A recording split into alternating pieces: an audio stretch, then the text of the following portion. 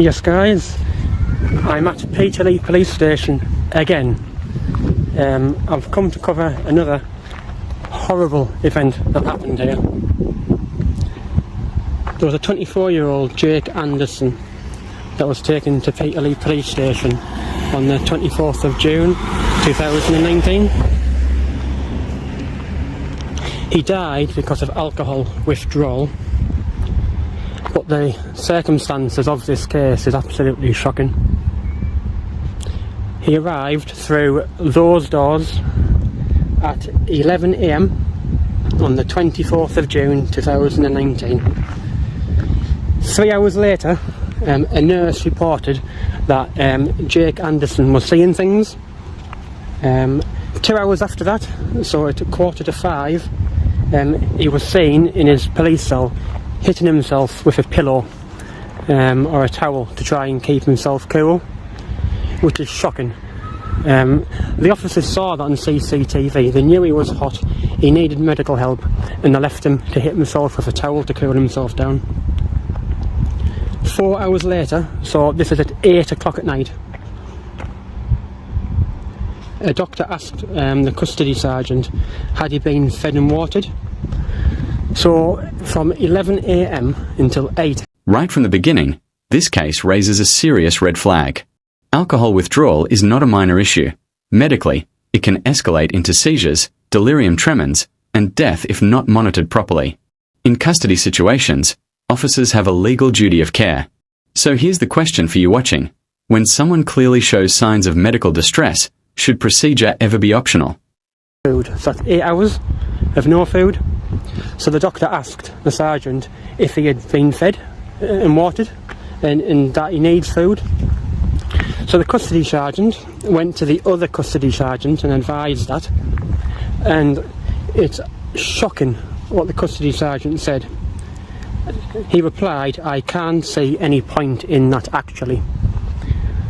So someone who hasn't had any food and drink, no food and water. Let's pause for a second because this moment is critical. Officers could see on CCTV that he was overheating and hallucinating. In most custody guidelines, that alone should trigger immediate welfare checks or medical escalation. Instead, nothing happens. Think about that.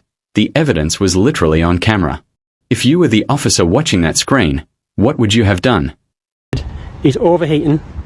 The doctor said, has he been fed and watered? Custody sergeant said, "I can't see any point in that."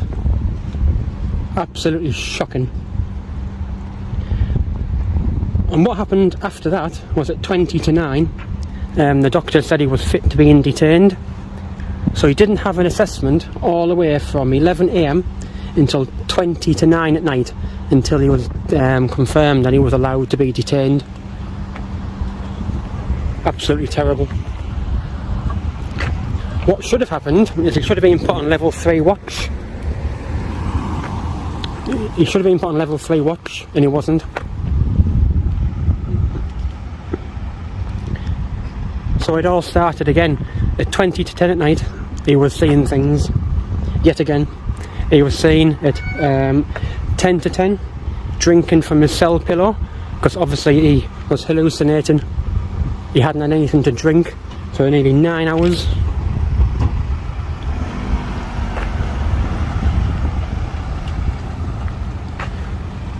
Goodbye, officers. But what the shocking part of that is what followed. But we're going to have a little look in this gate while it's open.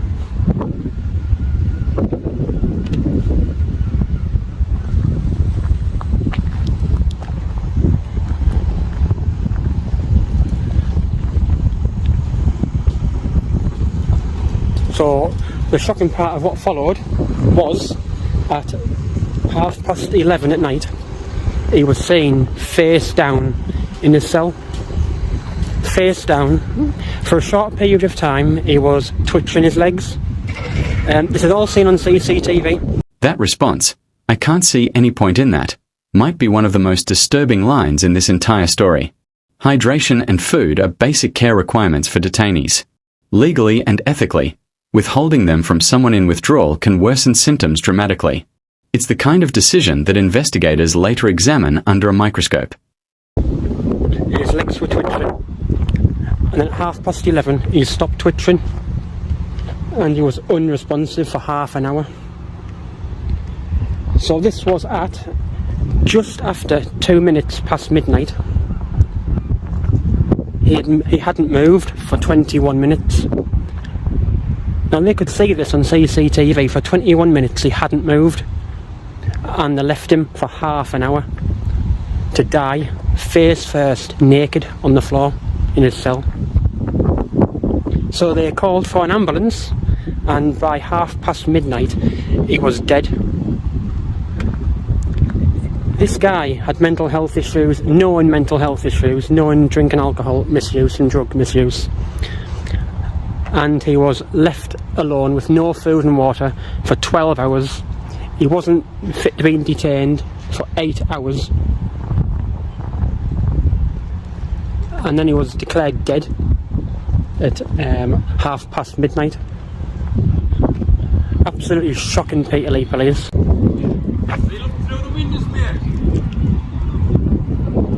Sorry? I know you're filming us, but why have you been looking through the cell window? Looking through the cell window? Yeah, the cell window there. I didn't go anywhere near the cell window. Well, I've just been talking to a bloke in that cell, and somebody's looked through, and you're the only person out here. What exactly are you doing here? Why? What is any reason? Is it for a vlog? Yeah, it's for a vlog, yeah. Right. Okay, what vlog is it?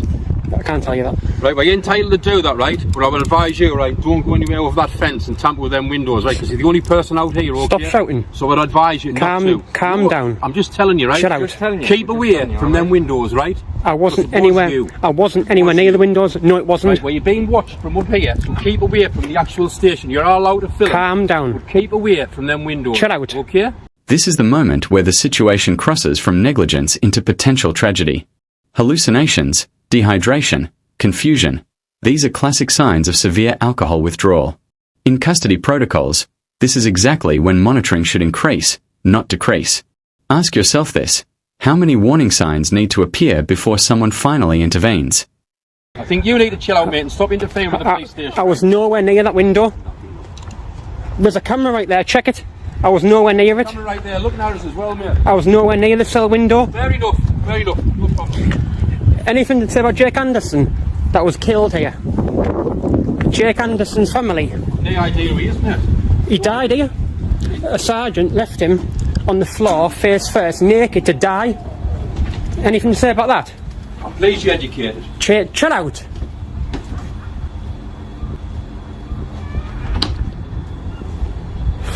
Fucking wanker. Wow. Peterlee Police Station.